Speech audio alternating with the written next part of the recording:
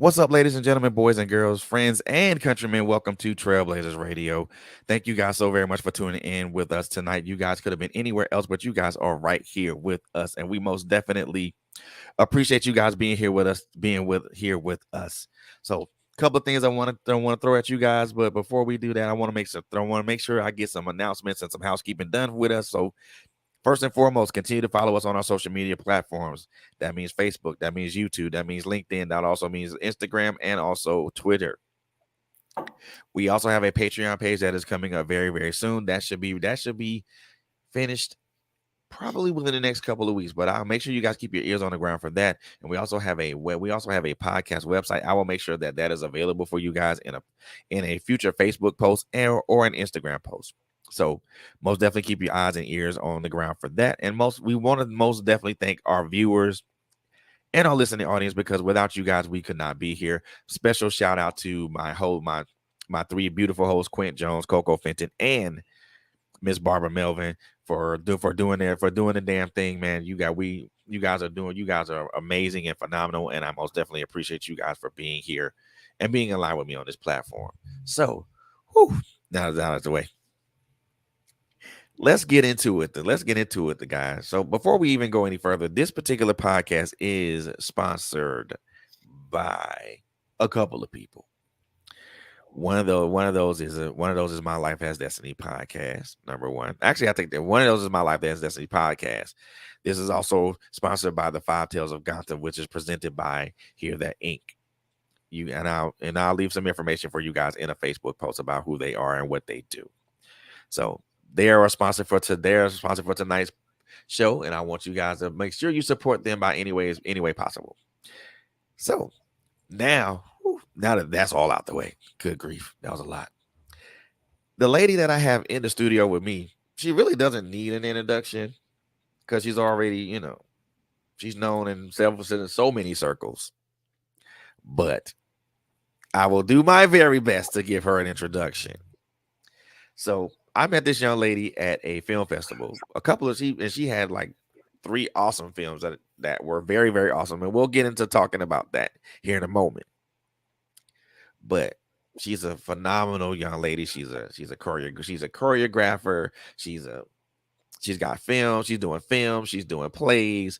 She's doing acting lessons and directing lessons. She's directing plays and things of that nature. But we'll get into all of that. So, ladies and gentlemen, without any further ado, I want to introduce the young lady that I have in the studio with me tonight, Miss Morgan FlowerChild Jones. Hey. Hey, How are you? everybody. Thank you so much for having me, TrailBlazerz Radio. I'm Hey. great. What's going on? How is everything right now? Oh my goodness. It's a beautiful day in Atlanta. That's number Yes. one. It's very beautiful today. Um, I am overwhelmed right now because I'm just woo-siding from the film fest and just looking back like, wow, like I really did it. Like it happened. Like with, of course, all of my sponsors, New Rock Global, who was my host, Save the Arts Films, who helped me with these films. It's just amazing. Like, yeah, I'm just looking. This has been a restful week for me because I'm just like, yes. Because right after the film fest, I had to go right back to work and do a Black History performance with my students. So I jumped into rehearsal with them after the film fest, and they did so good with their Black History performance. So now this week, I was just like, I let my students watch a movie this week and everything. So, and I let them see behind the scenes of the film fest, and they were like, "Yay, go Miss Jones!" So yeah, I'm feeling good. I'm feeling good. That's what's up, man. That's what's up. I mean, I was completely blown away with the 2 films that I saw prior to, me and Monica leaving. Those are some great films, man. I'm like, yeah. I like Wow. Finding My Way was so good.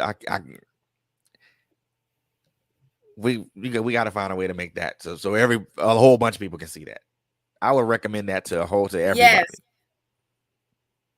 See, Find My Way is my baby. Like it was written by Rashim Pugh, and he's also a Grammy Award winning songwriter for The Miseducation of Lauryn Hill. So he Mhm. brought me in to be his teammate when it came to children's movies. Cause I was, people always say all the time like that I'm Disney. And I'm like, what? What are you talking about? Saying I'm Disney, but I'm hip hop. I'm happy flowery with the edge. So that's where the name Flower Child came from. And it's kind of like when he did Find My Way, he was like, you already so into kids. That's just natural for you. Because yes, I do teach my students to be give me face, give me, So he was like, like the kids will deliver. You can do all the acting coaching, and I wrote a couple, not a couple of scenes. We wrote the story. He wrote the story. I added a lot, took away some.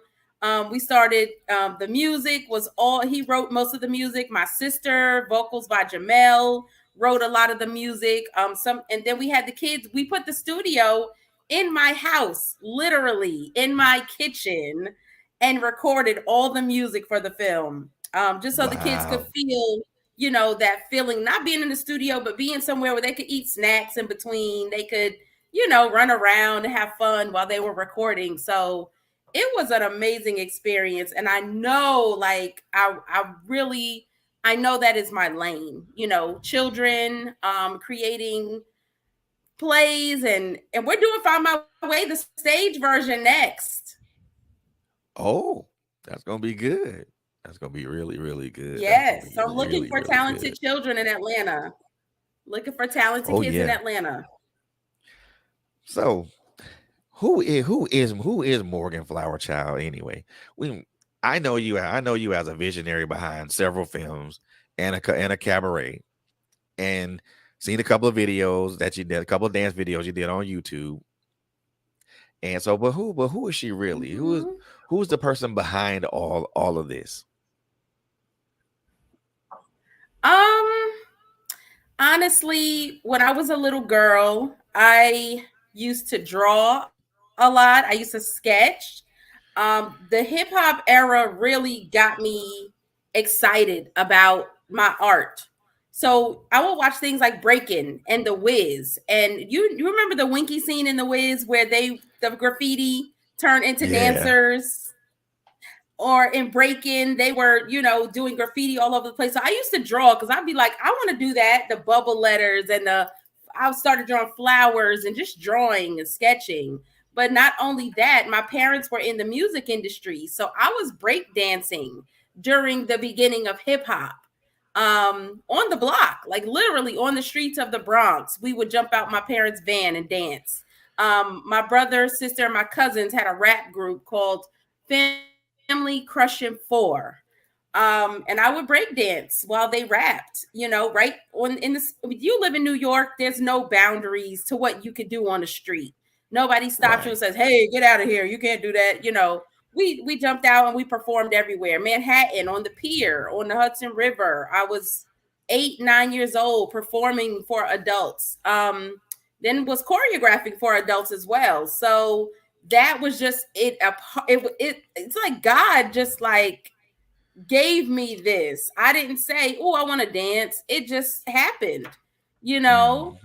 Mhm. And in the midst of that, I moved down south because my parents' jobs transferred when I was in high school. So I ended up in a whole new world in North Carolina. I had a drama teacher who really sewed into me. She was like, okay, you want to dance, but this is drama class and this is what we're doing. And she was like, I know you got something in there like that needs to come out. And I'm looking at her like she's crazy. Okay. So I actually won some I won some competitions acting and got a scholarship to North Carolina A&T University in North Carolina, and jumped right into I did Medea's family reunion as soon as I graduated. But I think it was just that childhood made me who I am. What my parents were made me who I am today.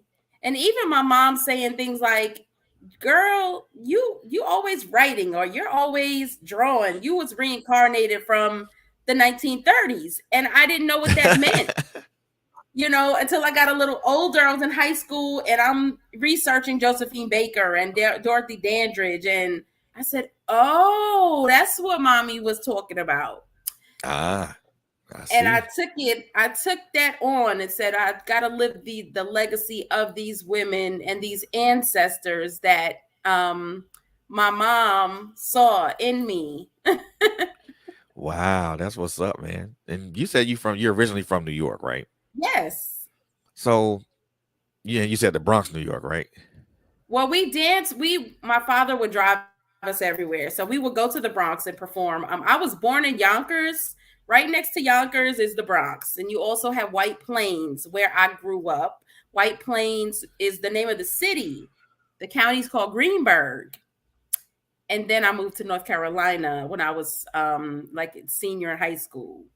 So what was that what was that transition like a young like a girl like a young high school kid, like a young high school kid coming from New York to North Carolina? How was that transition? Oh my gosh. That transition was crazy because it was a culture shock.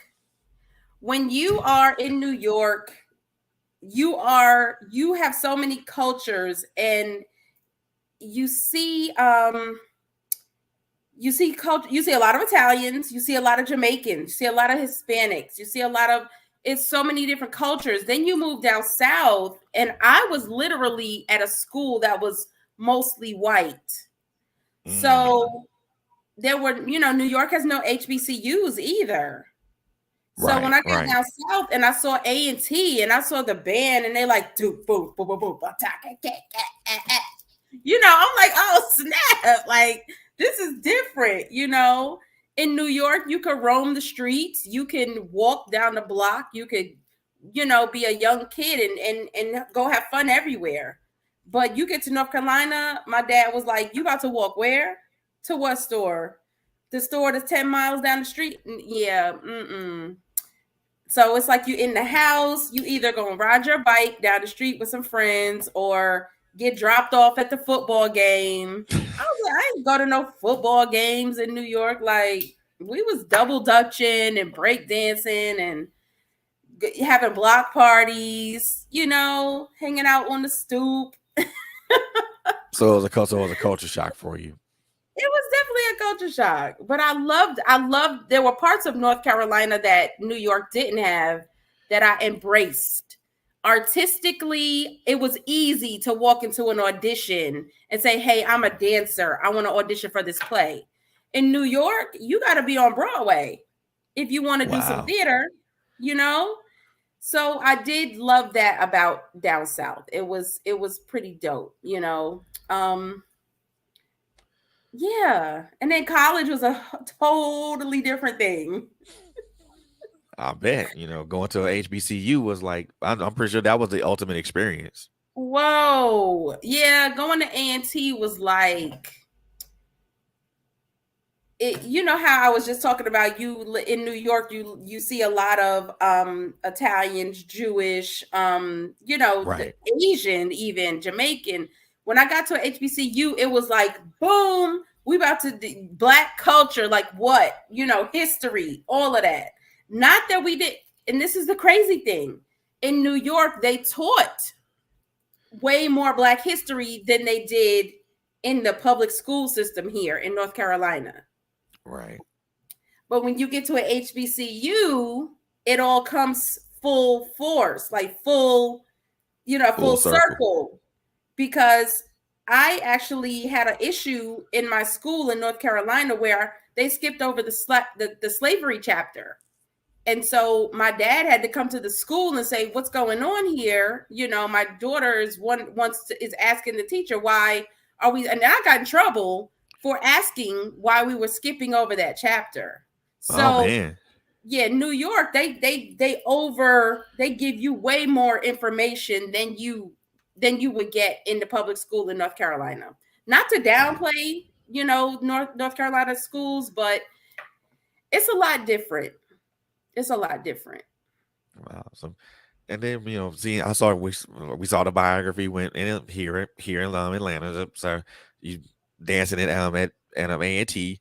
I mean, and then how did was that a natural transition from dancing at A&T to choreography to what you currently do? Um, what A&T Blue Rain was the name of the dance team at A&T, and they hired me as a junior. Like I was literally getting paid as a student to make up the dance routines for basketball season.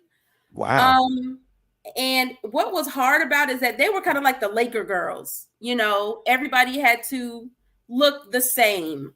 For me, dance is an art form. So I'm going from theater rehearsals doing, theatrical dances and then going over to the gym and choreographing boom boom. So I said, Morgan, you are the choreographer. You don't have to stick to any quote unquote what people want them to look like.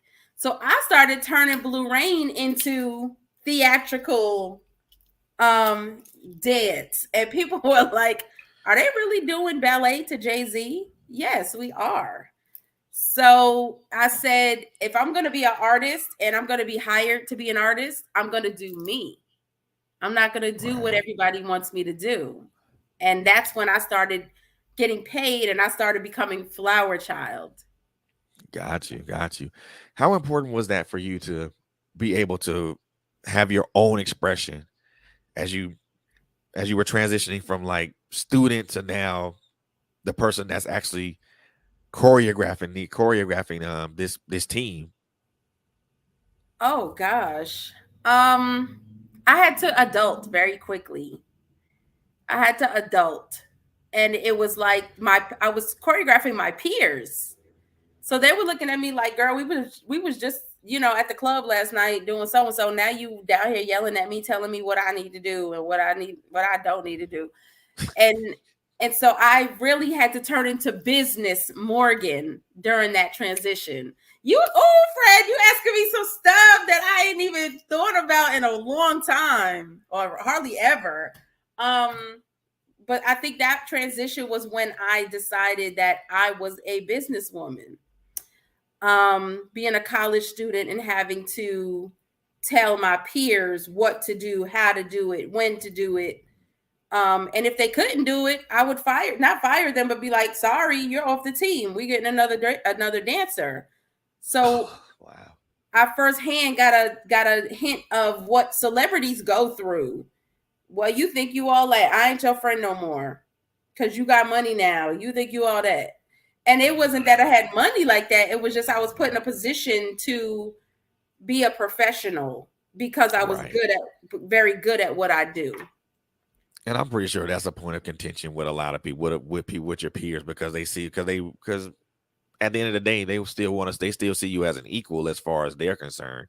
But you Exactly. are the one that's doing you're the one that's giving the orders and getting paid to give orders. Yes. And I hated being an order person. I still have struggled to this day with that. I think that's one of the biggest weaknesses that I have is that I put my heart and soul into loving on people who I believe in, who God sends me. And he's like, I need you to sow into this person.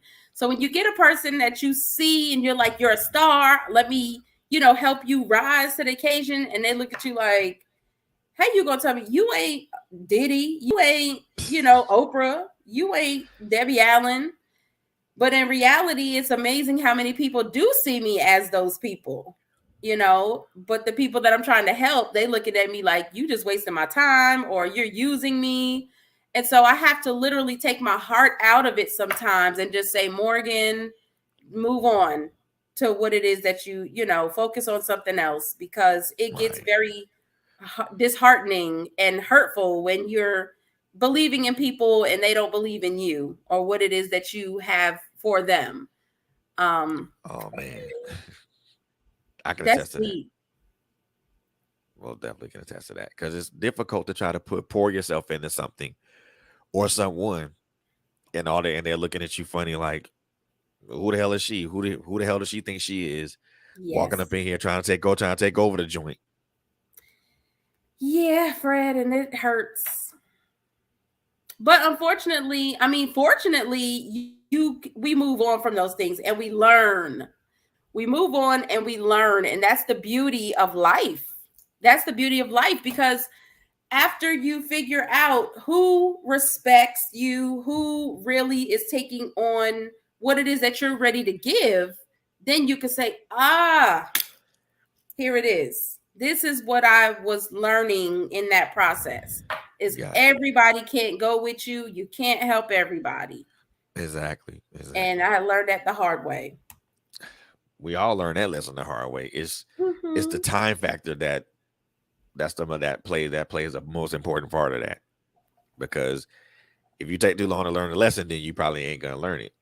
But if you kind of pick it up quickly, then you will learn it. I know for me, that transition was like at least a year, Wow. just kind of understanding who's with me and who's not with me, Yeah. who wants to ride with me and who doesn't. I mean, and understanding that people are going to be on what they're on your train and they're going to get off at their designated stop, and that's something you can't Yes. control. Yes. And I see as a unit. So, like, my flower child colors are black, pink, and yellow. Black means unity. The pink is friendship, and yellow is happiness. So I see us collaborating and partnering, and nothing I do is alone. Like, everything I do, I say, hey, you want to be a part of this, or you want to be a part of this? Can I do it alone, Fred? Yes. But that is not in my purpose. That's not what God wants. God wants us as the village.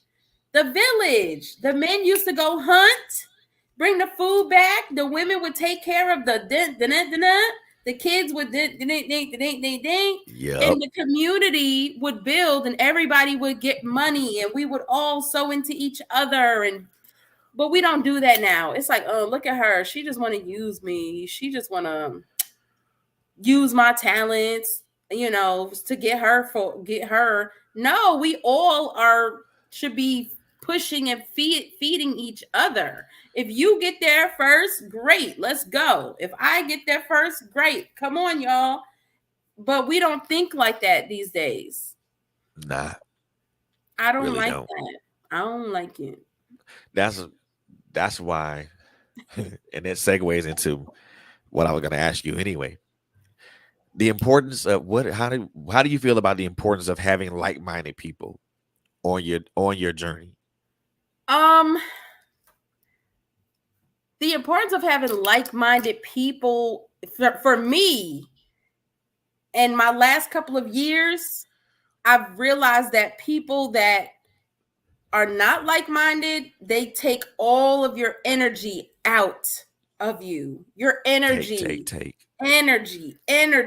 money, energy, just knowledge. They'll take everything from you. People have stolen my scripts because they're not creative, or not creative enough to say, hey, can you help me with this? I've had people, take money from me because Ooh, they were lazy and they didn't want to get off their butts and go make it, or ask me for it.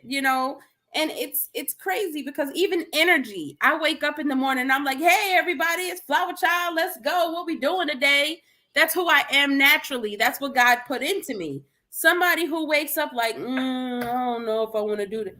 Don't be calling me with that stuff, because I'm gonna talk to you and I'm gonna say, hey, let me come get you. Let's go to lunch. Let's talk about this and that. And if you still, after us talking and me trying to help you, you still like acting like you don't, you're not like-minded, and you're not gonna rise to the occasion and realize that I'm here to help you. God sends people. So if he had you call me and I'm talking to you and I'm saying, hey, let's put an idea together, write a book. I can't tell you how many people have stories that are amazing. And I say, write a book, send it to me. I'm going to turn it into a show.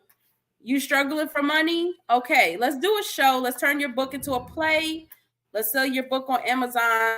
Let's do a play. Boom. Let's split it 50-50 or 80-20, whatever. That way you won't have to financially struggle. You already got the talents, you got the story and the testimony that God gave you. Let's do it. I just gave away a little bit of my blueprint, but yes.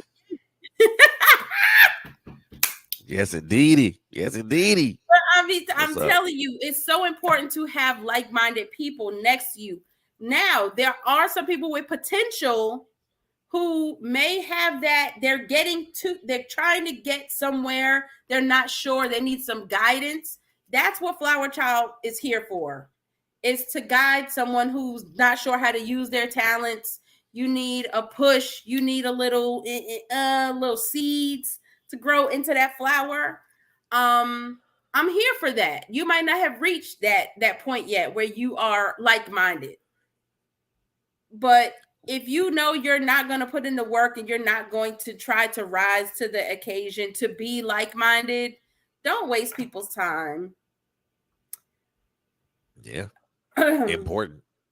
And I love to give people the benefit of the doubt, but I realize that at my age and all of what I've done and I've been doing, I tell myself I should be farther along. And I know God has had me go through what I'm going through so that I can rise now. I see what he did. He's teaching me, like, okay, I showed you that person before. I showed you that person didn't have your back before, but you still messing with them. Exactly. So it was all me. It was always me and my heart and my love for people that held me back. It had nothing to do with people. It was me. I could let them go on by the wayside, by the wayside. I don't even know why I said by the wayside, but that was some church right there by the wayside. But you feel? Am I making sense? Because I know I sound crazy sometimes. Nah, you're making sense. I mean, because if anybody understands that, I mean, I'm pretty sure our listening viewing audience will understands that. But also, I know I understand how important that is, because if you're a naturally happy person, someone who already has energy, who has high energy, and and wants to help out people, and then you come across people that are just like, ugh, I don't want to be bothered with that. Yes, exactly. Don't talk to me right now. I'm still in a bad mood. Well, what can I do to help you get out of that mood? Yes, and you can only help us so much, because some people, I put up this post today. I said, why would anyone want to invest in you if you won't invest in yourself? Facts. Right? Facts. It's crazy. So that's why I do as much as I can. I'm a Uber driver, Fred. I Uber drive just to make ends meet, to make a festival happen, to maybe help an artist get to the next level, to maybe if somebody needs a movie done, I need a camera, whatever the case may be, or promotions.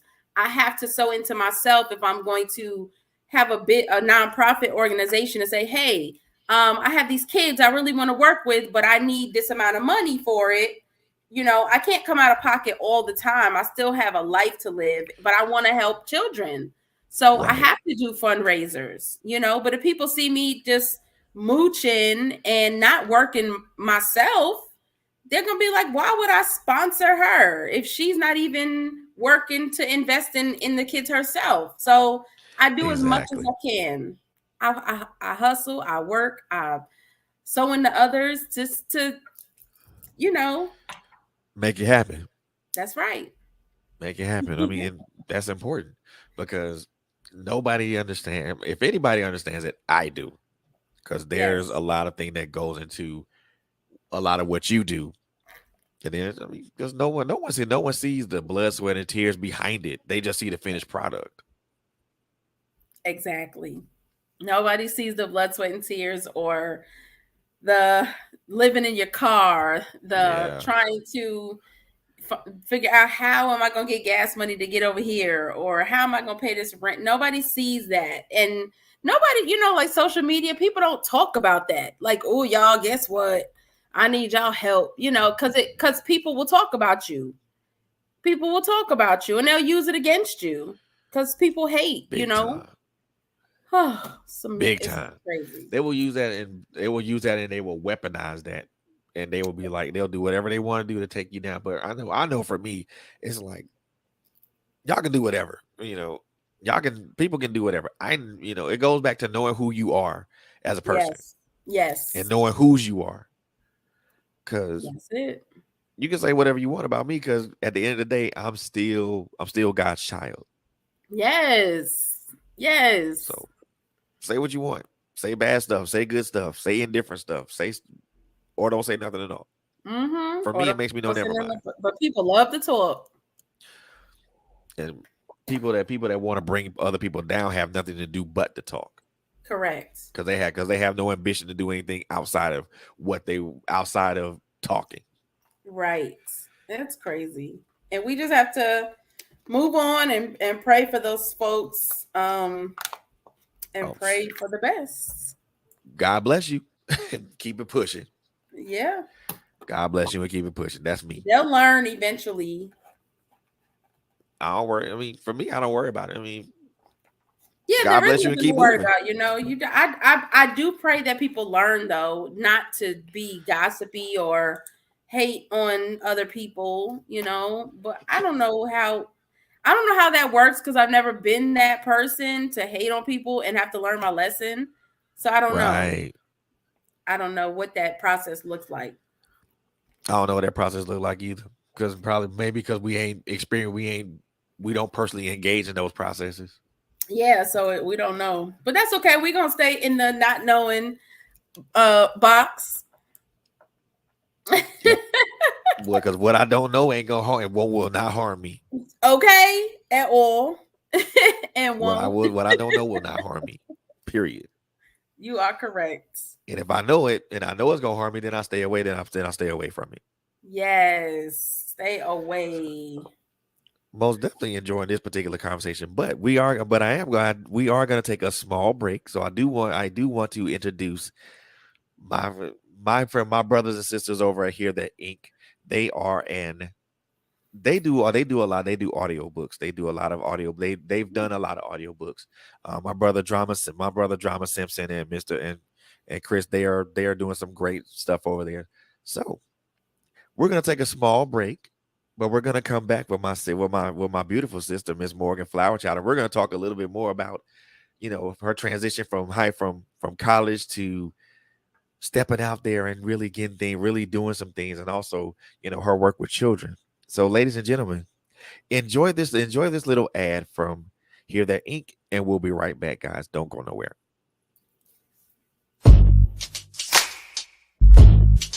Hear That Inc. Productions presents 5 Tales from Gotham, the highly anticipated anthology, with thrilling stories from each of the 5 boroughs.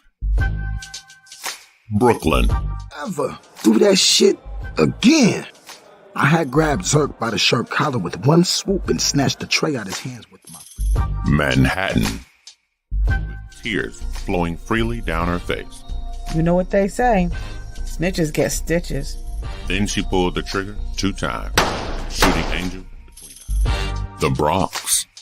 I gotta see her at lunch because I ain't bring shit with me to eat. Second, she always cooks up some good shit for lunch and knows I'm gonna find her because that's my boo. And Staten Island. You son of a bitch. You thought you could steal from me and get away? You, like all these other bastards, figured they would try me. Queens. Outside, there was a howl. A bone-chilling howl. The big city like you've never heard it before. Written and narrated by the baddest actors and authors in the industry. Hear the side of New York, often rumored, dreamed of, or even sometimes feared. Coming in March of 2022. A Hear That Inc. production.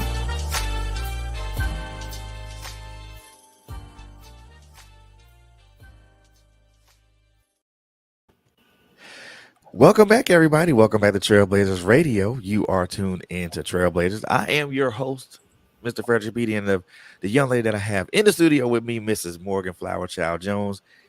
Man, we're having a great conversation, man, and we're just vibing out and having a great time. And the ad you guys just saw was Hear That Ink, Chris Jordan, Drama Simpson, and so many other great voice talents that are on that particular audiobook. That audiobook is actually out right now. So if you guys want to check it out, go to hearthatink.com and go check it out and purchase it and support us, man. Support us. Black owned company, support black owned companies, support black owned businesses. Just support, period. I can't even I won't even say nothing else about that, but just support black owned. That's all I can say about that. But getting back to the subject at hand with my beautiful guest right now, I want to transition a little bit because we talked a little bit about your upbringing from New York to North Carolina, then your college experience at A&T. So now let's transition from graduating from college and now stepping out on your own. What was that like to kind of finally be on your own and actually work to make a niche for yourself? That's so tough because after college, it was like I was acting. I was an actress full time. I was going in and out of auditions, doing plays. One of my first jobs was Medea's Family Reunion. I literally sat on set for 13 hours and I was on in the movie for 5 seconds. Yeah. And it was the best experience ever. I was like, I'm putting this Tyler Perry movie on my resume. And I'm gonna be honest, from there, it was like I kept getting hired for acting lessons. And in the midst of being a professional actress, I was like, people wanted me to create dance routines and dance performers, artists were like, can you, give me some dancers and choreograph my show, put my show together. That I was like, oh my God, this is a lot. So FlowerChild Productions was just like, literally, I had my logo done. This logo is 21 years old. Wow. Yeah, I wanted it in the form of a dancer, like not a dancer, but a flower. If you see, the letters look like flower petals in the form of FlowerChild. Right. So this logo, it has been everywhere for the last 20 years, and it was mostly dance. It started as FlowerChild Dance Productions. So people would hire me for dance stuff. And it's like, then so the Facebook came out like 2009, and it was just like, oh, we about to do a video over here, concept video, and they would go viral. Our videos were going viral. I started booking a lot of plus size dancers. We booked Beauty Shop. I struggled because I became a teacher because I was in a relationship that was very mentally abusive, and it was kind of like, you can't be in the industry because I don't like the actor's lifestyle, or I don't want you doing this and that. So I became a teacher. Little did I know that I would love teaching so much. So I juggled being a teacher and doing FlowerChild Productions full time, both of them full time. And it worked out because I had the evenings to myself, the weekends, and the summers to do all FlowerChild stuff, which made sense. It all made sense to me. And I had the money from teaching to invest in my business. I've always been the person to feel like, invest in yourself, build your own table, build it. I never been I did try to go knock on some doors for opportunities, and I would get, you just want to take my people from me. You just want to take my actors and my dancers from me. I got things like, oh, you're not good enough. Oh, you're too fat. Oh, you don't have any technique. Gosh. The technique thing always messed me up because my parents couldn't afford dance classes because we were out dancing for a living, So what am I going to dance classes for if I'm already a professional dancer at the age of 5 and 6? Right. So going to auditions, trying to be technical, they were like, no, you suck. So I had to say, you don't suck. You just have to create your own avenue. Trust that God gave you some dopeness And the more you keep knocking on doors, the more God is going to keep having these people reject you. So when you step out the box, he'll bless you with what it is that he gave you, you know. So it was tough, just trying to find what it is that I was supposed to be doing. And I got from different people, why are you, you know, dancing? Why? And you're an actress.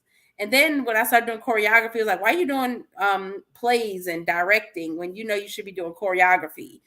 And I'm just like, yeah, y'all, yeah, I am doing a lot. Why am I doing so much? And I was like, bye. Like, this is what, and then I looked at the Debbie Allens, I looked at the, you know, Dorothy Dandridge, who used to sing and dance and do movies, and there's no restriction, because I looked at, I said, oh, maybe I'm not as good as a director as I am a dancer. Maybe I need to just choreograph and not dance. Maybe I should just act and not choreograph. But I was good at everything. I kept getting booked for all of them. So when other people are talking about you and other people are booking you, and it's not just you saying you're good at it, you got to answer the call. Exactly. You have to. You just answer the call and not worry about what people think. Just like in college with my peers saying, oh, you think you all that because you got authority. It got to that point professionally as well as an adult. Like, I ain't working with you because you do too much and you don't know what you're doing and you're unprofessional and I'm like, no, I do a lot and I need help. I need the backing. I'm not gonna sit here and lie and say I don't need support. I needed the support of people, you know, working with me, but people would drop off and I would figure out a way to make it work, put it back together. To here we are today. You know what? And the funny thing I thought about, because you said, you know, because I seen a couple of your videos, especially the ones that, you know, during the film festival about your personal journey, and a lot of your dancers were plus size dancers, and they're getting it, and they're doing it, but there's also a slight. I know that I won't even say a slight. Probably there's a lot of people that rail against that, because they wouldn't want to have plus size dancers on their set and stuff like that, dancing to music videos and stuff and things of that nature. Right. And I know that you've caught a lot of hell from that. You know, how did you handle that from initially to now? You know? Initially my purpose was to showcase raw talent that didn't have dance classes or technique, plus size women who, you know, people would normally be like, I ain't putting no plus size girls in my video. And that's who I booked all the time through FlowerChild. That's what people would call us for, was raw talent that had a lot of performance. They knew if I call FlowerChild, they're going to give me energy. You can call any dance company and they can dance. Ooh, look at us. Woo woo, we cute. But you get some big girls and you kill it. And I started putting videos on social media so people could see this is what we do. And people started calling like, oh snap, maybe I want to do something a little different. And people started calling for a plus size. These 4 women, people were booking us back to back for videos, for stage performances, because not only were they plus size women, they were curvy, voluptuous, with, you know, small waist, big hips. It wasn't your typical dancer. So I remember going through a very, very trying time, like with my marriage, and it was verbally abusive. It was verbally like, you're fat, nobody's gonna want you. You need to motivate yourself. I went through 3 tubal pregnancies. I don't know if you're familiar with tubal pregnancies, but they're ectopic pregnancies where the baby grows in your fallopian tube. So my body went through transitions. I went up in weight, down in weight, depression, eating, depression, losing weight. So I started helping women to lose weight and be comfortable with their plus sizedness through teaching this sexy dance class. I would tell women, put on your fishnets. Let's pick a song like maybe Usher, Hey Daddy, and we would get sexy in the mirror, me and all these plus size women. And I started posting them on social media so that people could type in and say, oh, look at so-and-so. Oh, go girl. Oh, you look good. And it built the confidence of so many plus size women coming to my classes. And so that's how I dealt with it. It was more so like, oh, you don't like us? Oh man. It wasn't that. It was more so like, in your face. What? We can. And I made people want plus size dancers. And then when I went through my divorce, I went to audition for, somebody called me in Atlanta. I was living in North Carolina, and someone called me about an audition in Atlanta. I didn't know what it was for. They was like, they need plus size dancers in Atlanta. When I tell you, Fred, when I tell you I showed up at that audition looking like, what am I doing here? Why did I drive all the way just because somebody was looking for plus size dancers and they didn't put it out there?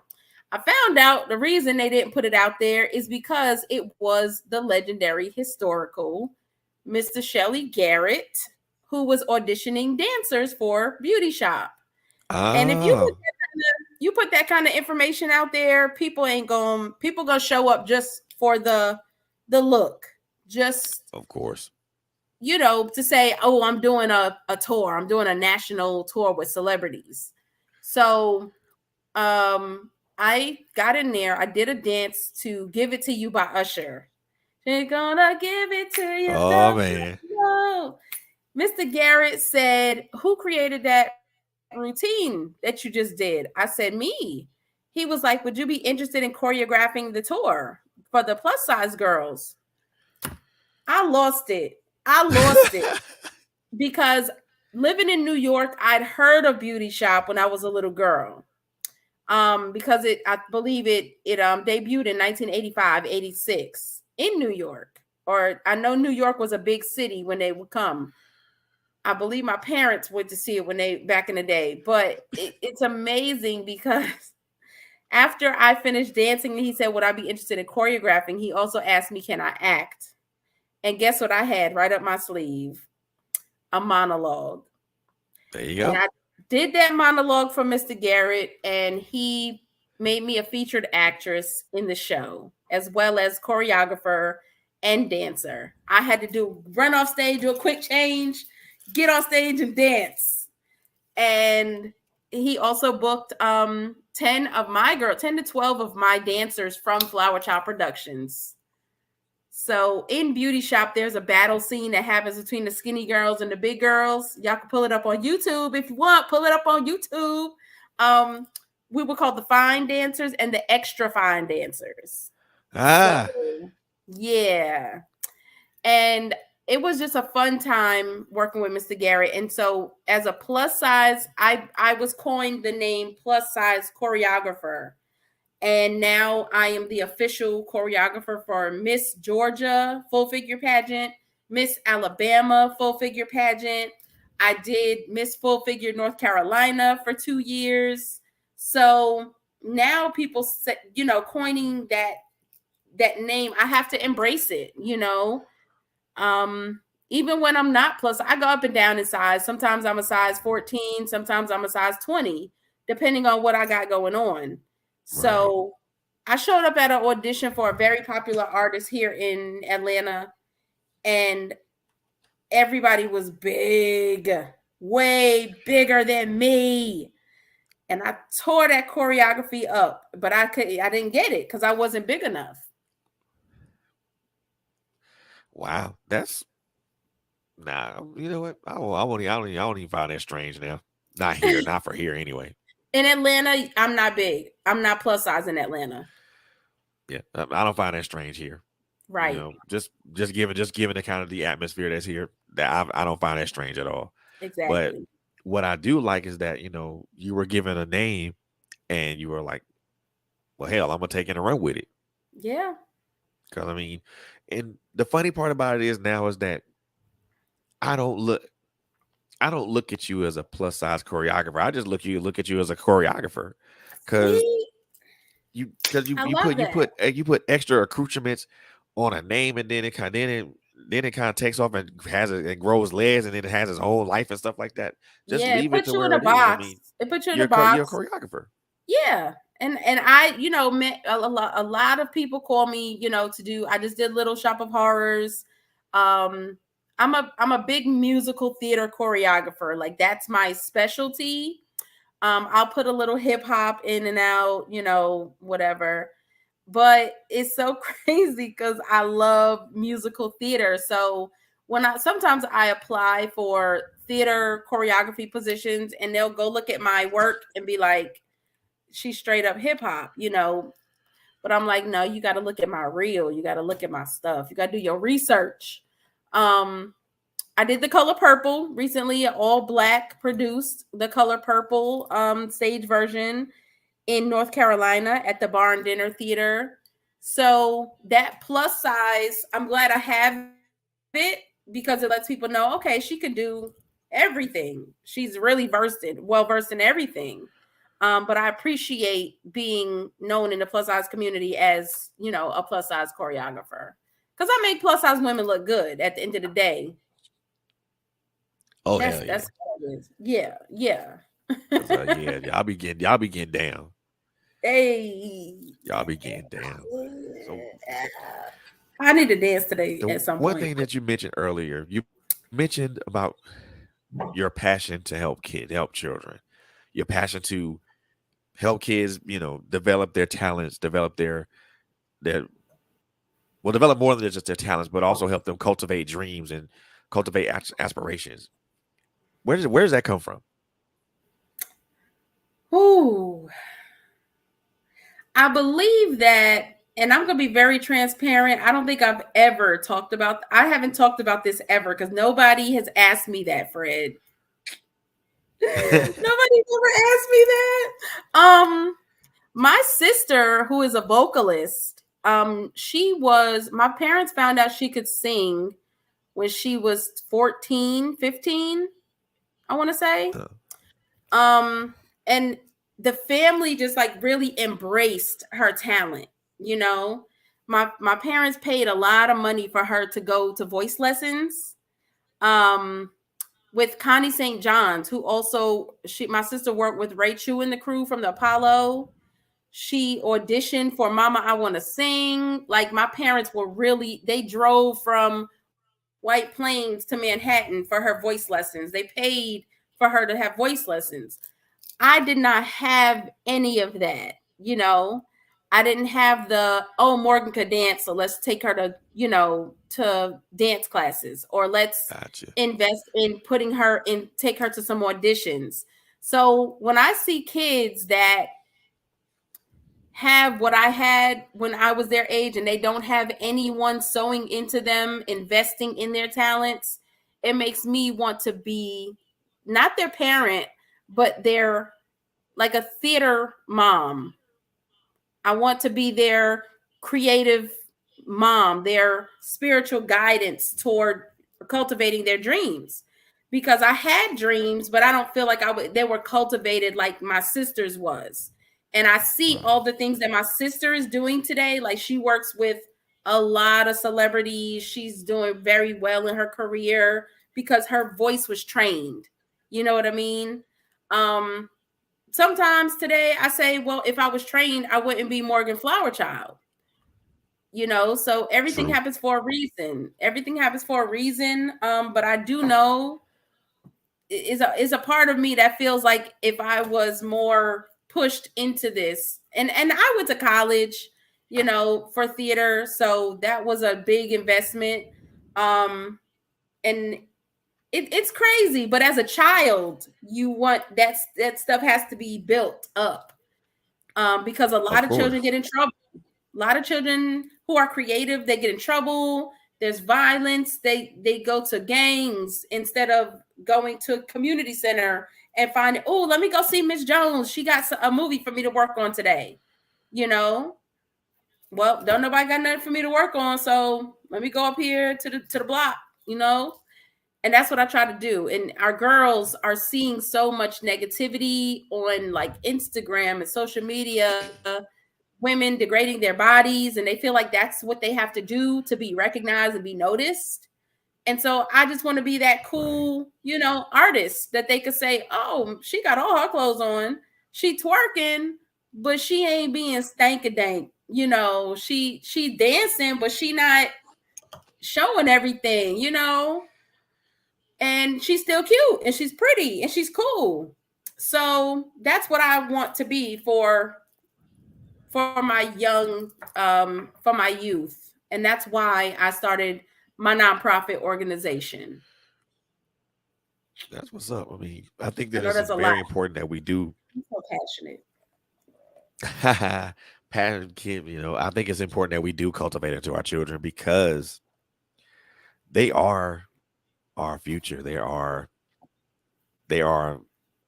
not an infinite resource. They are a finite resource because eventually they do grow to be adults. Yes. But it's important that we speak into them and we sow into them and we breathe life into them, because so many kids fall to the wayside from gangs and peer pressure and so many other things that affect the child's life. For you to to give of yourself to these children, you know, day in and day out. That it speaks volumes to you, man. It speaks volumes to you first. Thank you. They inspire me to create. They inspire me to be more mentally healthy. They inspire me to meditate. They inspire me to keep myself together so that they have positivity to look at. Because I can call, like when it comes to public school system, I could call a parent because their child has an attitude. And then the parent will come meet with me and be like what, you know? And I'm like, oh, that's what this is. The child got it from their parent. So I can't even meet with the parent because it's not the child's fault. Exactly. But if they see me every day, Miss Jones is always happy. Miss Jones, you know, will meditate. Miss Jones will stop and say, okay. Miss Jones apologizes. Miss Jones says sorry. Miss Jones, you know, lets us know when she's feeling like her feelings. So I let my students see me vulnerable. I let them know when I made a mistake. I let them know when I'm wrong, because parents today, they're like, no, sit down, shut up. You do what I say, you know, and you got McDonald's money. Instead of saying that, be like, hey, let's make some bracelets and make some money and we'll go to McDonald's, you know, show them how to get some money to get what it is that they want versus, you know, kids are yelled at all day. And I see it firsthand. Teachers too. Teachers yell at kids all day. My students will act up sometimes. And I'll be like, you know, when my students act up, I could easily be like, you better sit down. I'll be like, why'd you do that? And they'll be like, I don't know. I'm sorry. Okay, well, let's move on to the next thing. And it's that simple. It's that simple. But things escalate, and then the child feels like I can't talk to that teacher because she stay calling me out. Exactly. So, that's crazy though. I like how you put that, because again, it's what you do speaks like major volumes to who you are as a person, and it really matches your personality, and it really matches your personality and your energy and your energy. Thank you. I love the babies. Oh, you are welcome. You're welcome. I still call my middle school kids my babies because they are still kids. They're still babies. If you think about being a middle school, Fred, you got to remember, like, you were kind of going through becoming a teenager. If somebody took your hand and said, hey, do it like this, try this, you probably would. Versus, why are you telling me we don't let kids explore who they are and discover? We have to let them do that. We got to give them choices to, you know. Yeah. Yeah. My experience was not middle school. It was from elementary school to high school. You was a piece of work. Me and Sarah, me and a whole bunch of other children. You're correct. So now we talked a lot about your journey from you know your humble beginnings as a child, and then also dancing and college. Your transition from college to choreography, but also taking roles in probably one of the longest running stage plays that I'm aware of. Mm-hmm. And now you transition over. Now you teach kids with your nonprofit, and now you're doing film. Now you transition to film. Doing feature length things. And what was that transition like? And was it a natural transition for you? That transition was, it kind of like, you ever see something weaved into something to make it whole? It was like I had to. So like when I choreograph, I tell dancers, stand here, be in this line on 5. Boom. And then I want y'all to cop when y'all get to that triangle. So when you cop, it's a visual. So that's what directing is. Directing visually is basically is choreography, giving the audience something to look at. And I always tell a story with my choreo. So when I add lines, when you add lines and you put it on the stage, I love it. I love to see the audience react to the stage. So when someone asked me to do film and bring the kids on set and direct, I was like, okay, but you got to understand that if I do that, it's going to be very theater. It's going to be very in the camera. And that's where FlowerChild blooms. That's where my niche comes in. And so now when people book me today, they know they're getting a choreographed visual, theatrical visual on film, because that's who I am. I tell people, if you don't want the bloom, give it life look, don't book me. And I'm very okay with not accepting money for something that's not my niche. But Right. musicals and colors and even dark things. I love dark. I've created some dance videos that were very dark. And I have a comedy that was very dark. If you watch the comedy, you'll laugh the whole thing, but it was dark where it came from. And I think that it all just weaved in together. It was an easy transition for me, Fred, because it was natural. Going from choreography to directing plays to directing film. I don't believe I'll be directing film so much as being a theater artist. Theater is my passion. And when I get booked to do theater, I know, boom, this is what I want. This person here, When I do film, it's like, it's so much different. It's so much different. And do I love it? Yes. But I know I won't love it with everybody. But I love doing it with Save the Arts Films because we learn together. We learn the art of film together, if that makes sense. It does. It does. It really does. And people are nitpicky. They will. Sorry. They are. They were like, oh, I don't want to work with her, or I don't want to work with him, or maybe I want to work with her, or maybe I want to work with him, or maybe I don't want to work with them.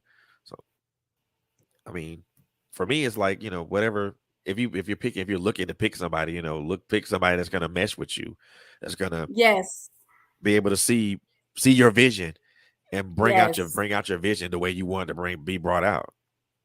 Exactly. You're correct. So I know. So one thing I wanted to ask you, as we're kind of slowly but surely beginning to wrap up a little bit, I want to ask you. Gonna throw some rapid fire questions there at you. Okay. So question one: Who has been the most influential from to as to molding who you are right now? Professionally or in my personal? Both. Um, I want to say I've never met these people. I've never met them before. I've never met Diddy, but I follow his every move. And I feel that a lot of what I do was molded by Diddy because I watch everything he does from being with Andre Harrell and sweeping and, being in the background to discovering artists, discovering those superstars, and him being a superstar in his own right, and dibbling and dabbling in multiple different things and still being relevant even when you're not on the scene. I love to see how he sews into people. Debbie Allen, so influential in my life because she is a director, she is an actress, she's a dancer, she has a performing arts school where she sews into the youth, and she's still directing television shows and plays, and she's 70 and she looks the bomb and she's still cool and beautiful. I'm gonna say my parents and how they operated their family and still were so professional in the music industry, how they invested in people and loved people. They were definitely a huge part of molding. Not a part, they were the molding, they did the molding. It was always like, go Morgan, go, hey, get it. And sometimes I think maybe that's why they never enrolled me in like dance classes and stuff, because I was always self-taught. I don't know. It was like they was like, oh, she already got it. So yeah, those definitely. Diddy, love Debbie Allen. Of course, I watched my ancestors in the 1930s, everybody from the Harlem Renaissance. Like, I still feel like I was supposed to be in that era. That's what's up. I like that. I bring I really do like that. I bring the 30s and the 80s to today. It's so crazy how I do that, but I do. That's what's up. I like that. I do like that. Question 2. Who do you consider your most powerful? Well, let me rephrase that. I'm gonna rephrase that to make it to kind of so it doesn't sound like it's confusing. Okay. Out of all the people that all the people that you met, now we're eliminating, the people that have influenced you. Out of all the people that you've met on your journey thus far, which person out of all these people you've met, which person gave you the most? What I mean by the most, I mean the most advice and the most encouragement. I don't have just one. Oh my gosh. Mr. Shelley Garrett, even like he is the person I've met in the last couple of years that really made me believe that I was a star, and a star means different things to different people. But he always told me, like, why not you? Why can't you have what I had? Why can't you create a production and it sell out? And you have a mansion and you get all these actors and you employ them and you take them to the next level and discover talent. Like, he told me I was a star, and I will never forget that day. I will never forget that day. He did it so slick and so in the cut. I believe we were on like a 5-minute break during rehearsal in beauty shop, and I was standing there eating or something, looking at my script, and he said, keep doing what you're doing. You're a star. And he went on and he kept walking. And I was like, I don't know, God, what that confirmation was, but it was like, okay, I got to live out his legacy. But just his teaching. He taught me comedic timing. I would never do comedy before Beauty Shop, and I was cast in a comedy role. I was always the crier, the mistress, the seductress, the drug addict, the crazy woman. I've never played a comedy role, but he taught me comedic timing. Even being a theater major, there's so much I learned doing a stage play that I never learned in traditional theater. You know what? I hear that name a lot. I get emotional just thinking and talking about it. Yeah.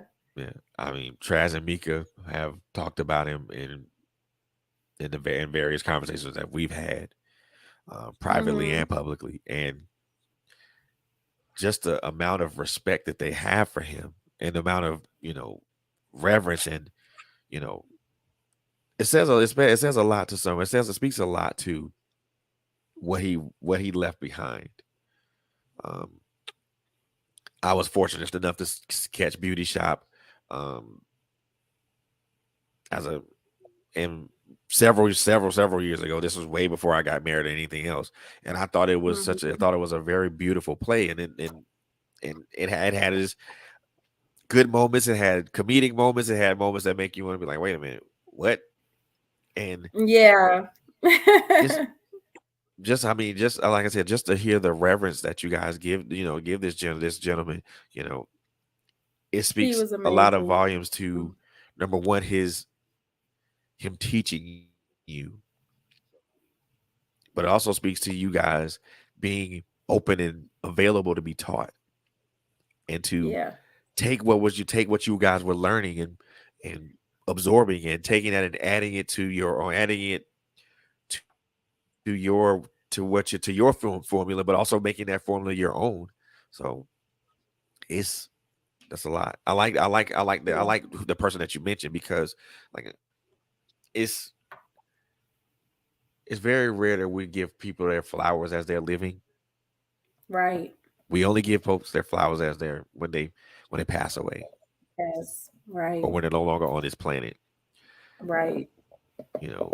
And I don't want to make this a sad moment or anything like that. And I apologize if I have. It just that just makes my heart feel good tonight. Even in his passing, his teachings and his encouragement still move forward in the people that he's influenced. You and Traz and Mika being several of those, several benefactors of that. Yeah. I feel like he's looking down sometimes. In certain rehearsals and certain things that I'm doing, I feel his presence there to make me stronger.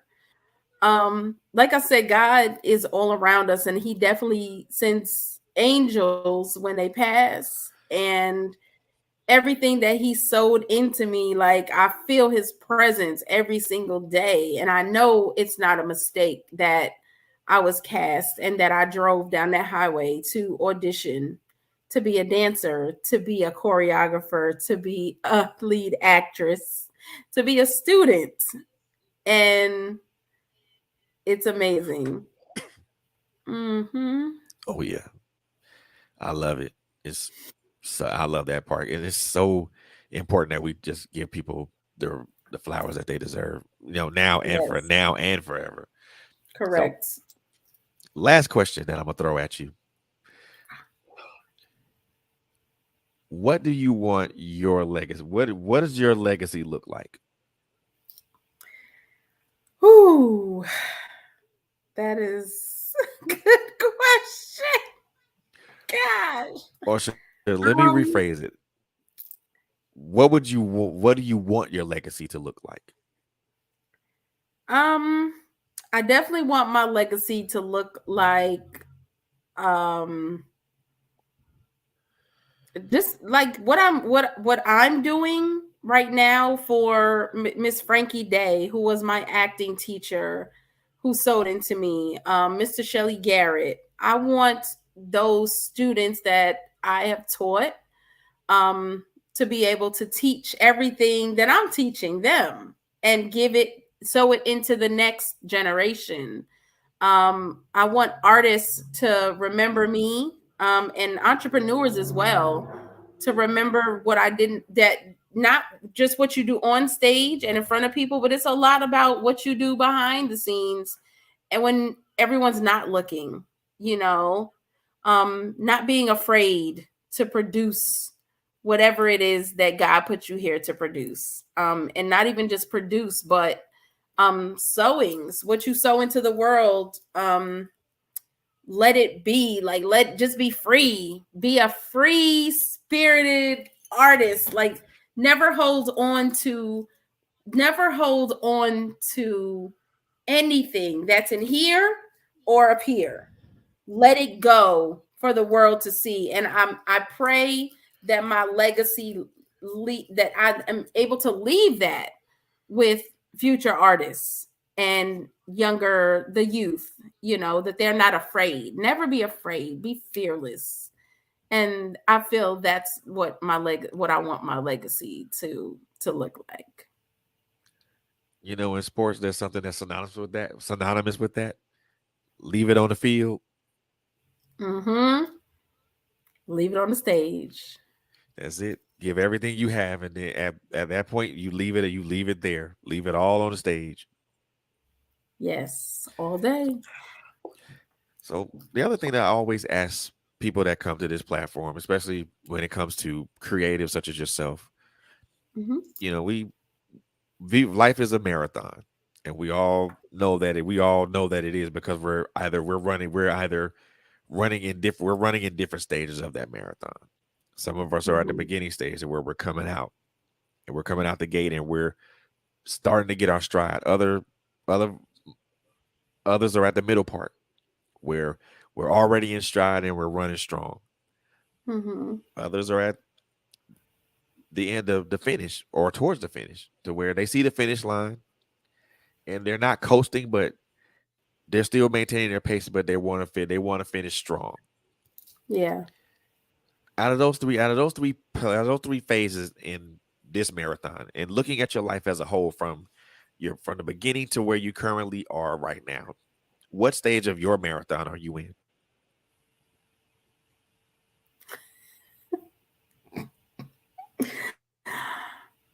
I don't know. That's the fun part about life. I feel, honestly, Fred, I feel like God has me in the middle of that middle phase and my prime. Like I feel like I'm in my prime where I'm producing my best work. That's a good place to be. Yes. That's a good place to be. I used to think your prime was your 20s and your 30s.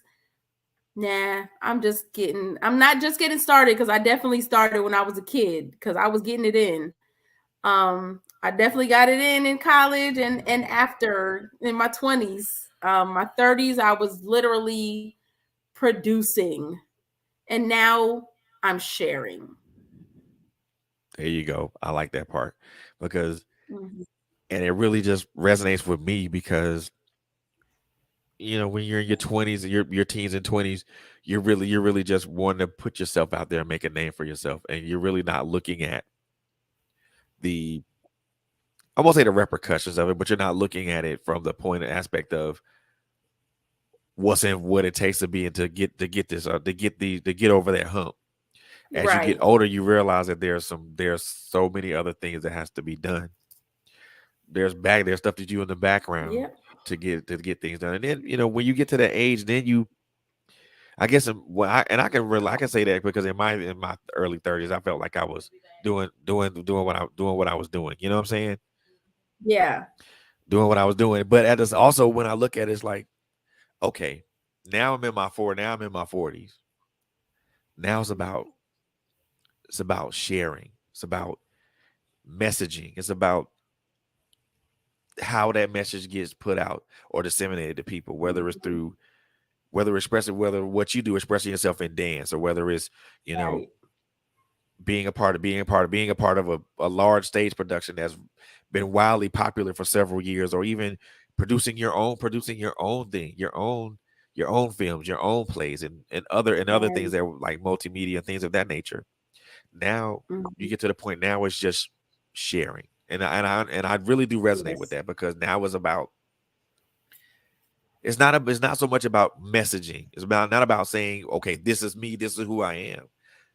No, y'all already know who I am, and y'all already know what I'm about. Now I just want to give you guys information and knowledge and things of that nature. So I love that part, because working with children, that is shit. Working with kids, that's sharing.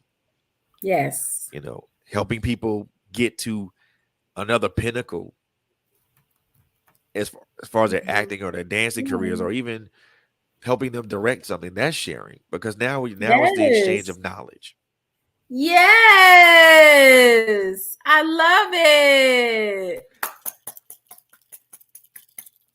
And that's what I found out. I mean, that's what I found out is I'll be 50 years old in July, and I learned now that it's more about exchanging knowledge with people than it is about doing anything else. I mean, okay, of course, we both have platforms that we want people to recognize and see, but for me, at the end of the day, it's about sharing knowledge. Exactly. Let's share knowledge with each other, so that way, if you know something that I don't, you can share that with me, so I can add that to my toolbox, and vice versa. Add it to exactly, so I could be smarter and have this more experience. I love that. I love to see. It makes me happy when I have thousands of mentees, thousands of students that I didn't even teach, who follow me, who have worked with FlowerChild Productions, who have hired me, that will, say thank you for everything that you sewed into me. And I know how important that is, because I did it for so long from my mentors and my teachers, and we had to. So it feels good when people come back and say thank you for sowing that knowledge into me and for giving me those nuggets, But sometimes people don't appreciate it, and they move on with their lives like, I did this by myself, and and I watch them. I say, I'm so proud of you. Congratulations on everything you're doing. But we know at the end of the day, you had teachers, you had people sow into you. So we have to be grateful for those people that sow into us and inspire us. And I think that is what legacy is at the end of the day, is what you put back into people. Yep. Everybody won't appreciate it, but we have to understand that even if you're not appreciated, God at the end of the day wants you to be a sower and help people at the end of the day. So that's it. I love it. I love that. So I'm gonna give you this opportunity to give yourself the best shameless plug you ever can give. So I want you to talk to our listening and viewing audience. Let them know who you are, where they can find you at, what you have going on, and what can we expect down the line from Morgan FlowerChild. So you have the floor. Okay, you said shameless plug. Okay, so my name is Morgan FlowerChild. You can find me on every social media platform under that name. Okay, LinkedIn, Twitter, Instagram, Facebook. You can find me at Morgan FlowerChild. You can Google Morgan FlowerChild, and you can find my song on there, Go Off by Morgan FlowerChild. You can find my coloring book called Creative Inspirations. It features my sketch art. You will find my movies on flowerchildlife.com, which is my website. I am currently directing a film called Single Looking for Love, and it's going to be a live stage performance that's going to be filmed. So that's by Shenosha Jordan. I am working on that. The Miss Full Figured Alabama pageant is June 25th in Alabama, Montgomery. Shout out to my Alabama folks. Yes, and I am being booked as we speak. So if you have a production, if you have a book, if you have something you need writing for, or you need something directed, a play, a film, I am your girl. If you need choreography, If you need talent booked for your films or your plays, I'm your girl. If you need a MC, if you need brand ambassadors, I do it all. I'm here. Just book me. Just contact my website and go to the contact form. It'll go directly to my manager and we'll get you right. We'll get you straight. That's it, Fred. That's all I got. Hey, that works, bro. That works right there. That is what it is right there. I love that. Yes. Yo, first and foremost, I can't conclude this show without just saying how appreciative I am for you to come, for you to spend a little bit of time with me and talk about yourself and talk about your journey, but also talk about what you're doing and just having a wonderful conversation. I most definitely am appreciative of you being here. So thank you so much. Thank you for having me, TrailBlazerz Radio. Man, look, anytime. So I really want to extend that thank you to you. I mean, I know I've said thank you to you probably more times than you probably would like right at this point. But I'm so very cognizant of the time it takes for folks to come on this platform, and also, especially what they're doing, especially if they're doing something that's busy throughout the day or throughout the evening. And I want to make sure that I honor that by saying thank you. Because if I don't say thank you, then it makes it looks like it's what I do and what you're putting out there for our listening and viewer audience. It doesn't. If I don't say thank you, it's insincere. And I prefer to be sincere. So I'm very cognizant of your time. I'm very cognizant of what you have going on, and that's why I say thank you to everybody. Because if I don't, I'm not honoring you. Thank you so much, person. I appreciate any opportunity. Oh yeah, I appreciate every opportunity to share what I do with people, because that's the thing, is that I am people based. I offer a service, and that service is to love on people, to make sure people get messages.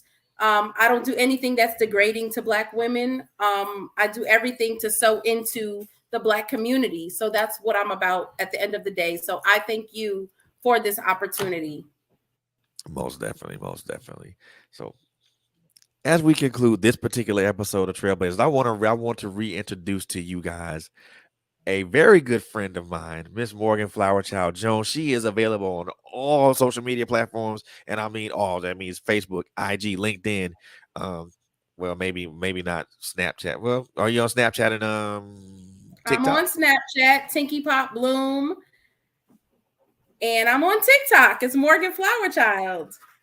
Hey, so she's everywhere. Check her out on all social media platforms, and also please check out her website. She has some great content there. Her video go off is on YouTube. Great video, great choreography. I had the chance to take. I had the pleasure. I won't even say chance. I had the pleasure of going to a film festival that she had three. She actually showed three pieces. I was available. I only stayed for two, but the two pieces that I saw were very impactful. And yeah, she is somebody that I most definitely want to continue to have a wonderful relationship with and cultivate that relationship, whether it's through just podcast appearances or whatever. But this is a lady that's going places, y'all. And if you're looking for somebody that can give you everything of her, this is your girl right here. I cannot say enough good things about her. This is your girl right here. So check her out on her website, man. Go book her. I'm not asking you. I'm telling you, go book her right now. Yes, I'm telling y'all. Come on now. This is an all world talent, man. Y'all need to y'all gotta get her, man. Y'all have to get on this. Y'all gotta get her on board, man. If you have something that you want direction with.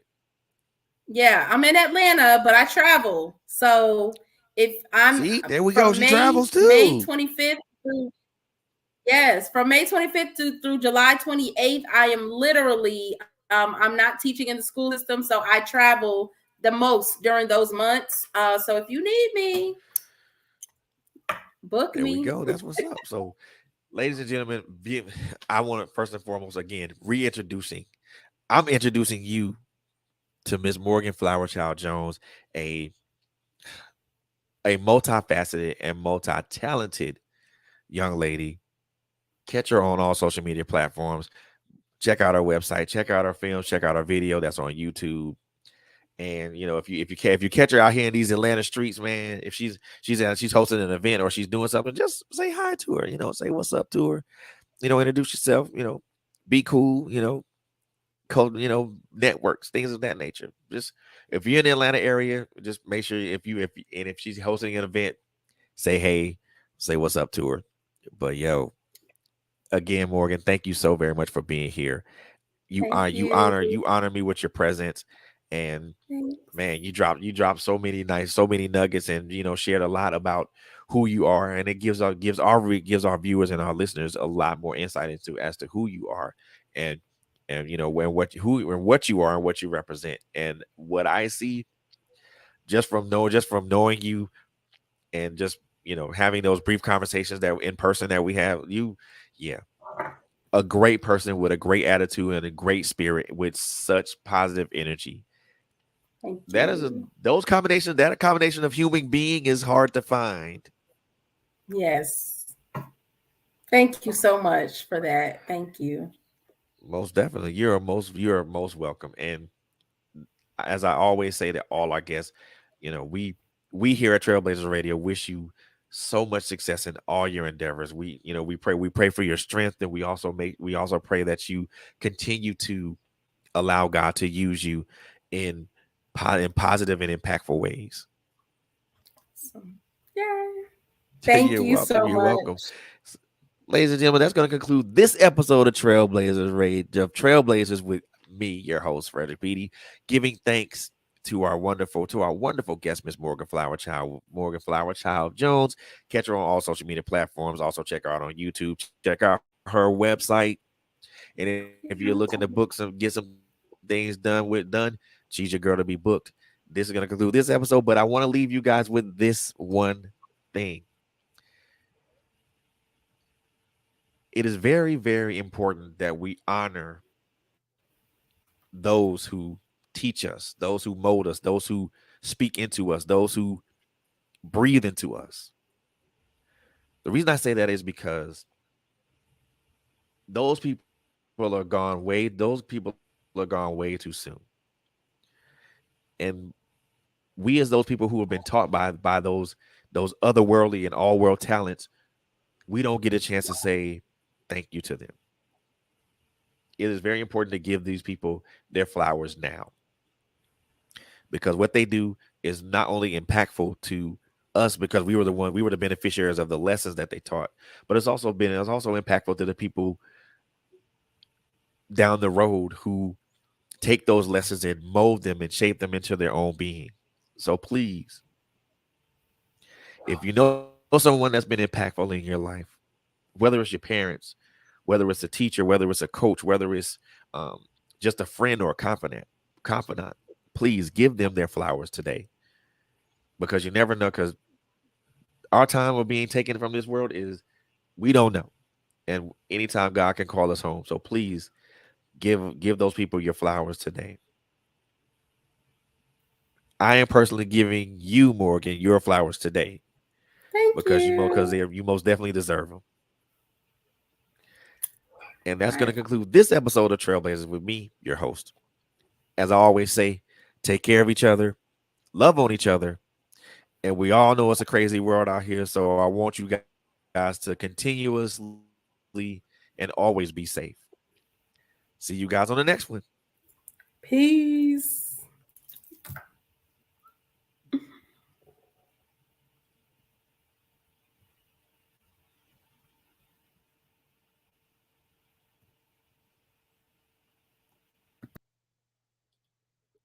Oh, come on.